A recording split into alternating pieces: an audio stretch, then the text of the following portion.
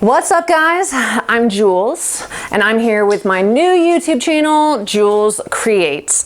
So my goal, obviously with my creation, is to teach you guys all about how to take better photos without all the professional gear. 10-year professional photographer here, ready to give you all the hacks and the secrets on how to make your online business photos better without all the professional gear. Along the way, I'll also teach you about some online marketing and some business tools and all that social media stuff. So if you have any questions, it's my handle right here for Instagram. Reach out to me there. All right, guys, let's get started and dig in right now. Step 1, bring the kitten with you everywhere you go, and your photos will be magic.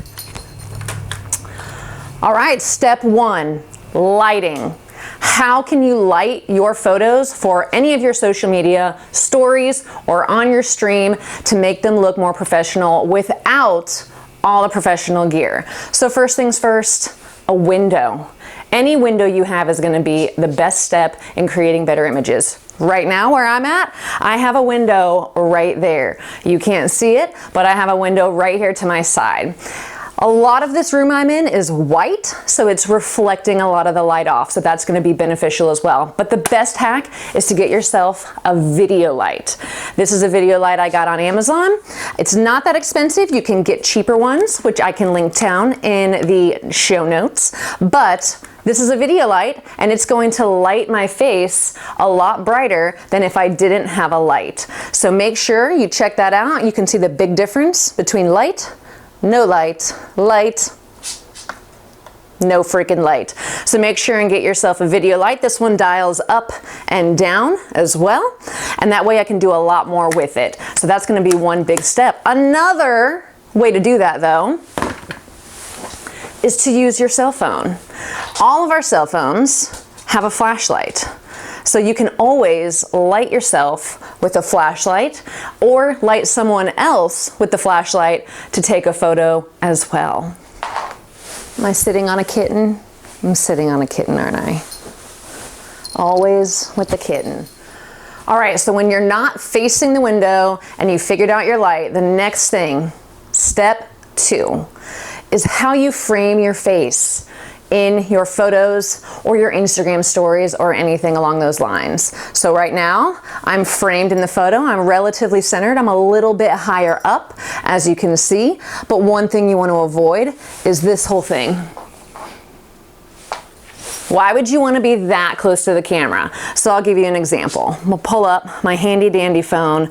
I'm gonna take a selfie here. So this photo right now, I'm in the top third, so 1, 2, 3. I'm in the top third. That's where my eyes are. That's going to be more aesthetically pleasing. And when someone's watching your Instagram stories or they're seeing your photos, they're not going to be overwhelmed. Like when you open up your camera and you're like, holy crap, that's how people feel when you're this close to the camera. So just to show you, when you do your Instagram stories, that's way, way, way, way closer than something like that. That's obviously going to look way more calming and not as alarming than when you open up your Instagram and you see someone's face that size. So always dial it back just a little bit, but in that same breath, you don't want to be so far away to where when you see the photo, you're barely even in said photo.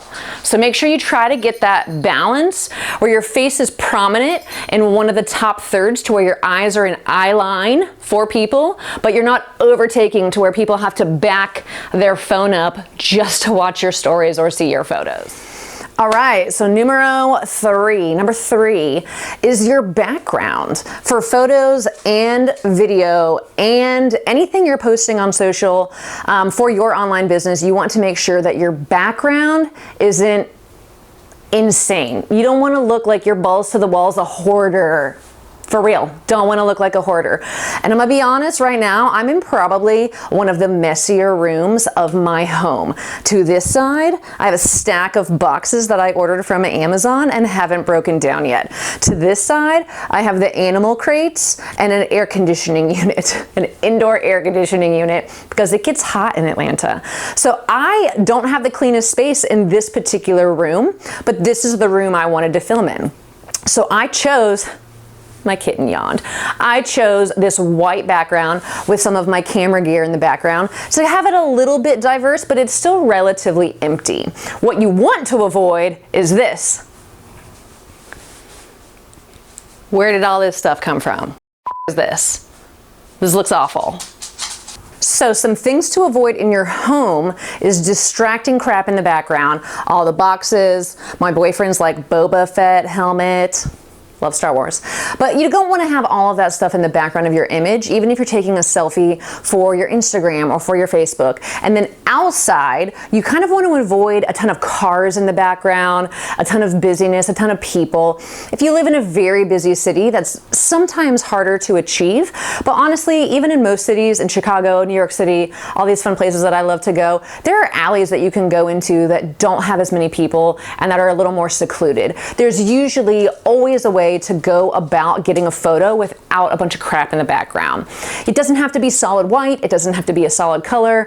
It can be textured or busy, like graffiti is considered busy, but it's still a great background. You just want to make sure you don't look like a hoarder and it doesn't look like there's just so much going on that it's distracting. And that's sometimes hard to think about right off the bat, especially if you aren't a professional photographer and have been doing this a while. So basically the key is just to avoid a lot of things in the background, and that alone will be a huge step in making sure your photo looks more professional. And now I've got something for you. I have a free mini course called Amplify Your Gram. In that course, you're gonna learn all the cool tips and tricks on how to take better photos for your online business, for your Instagram, and how to just make that feed look better. You can be that badass photography babe that you know you want to be. In this course, you'll learn all of that. It's not very long, I promise you, and it is absolutely free. So make sure and check out that information here.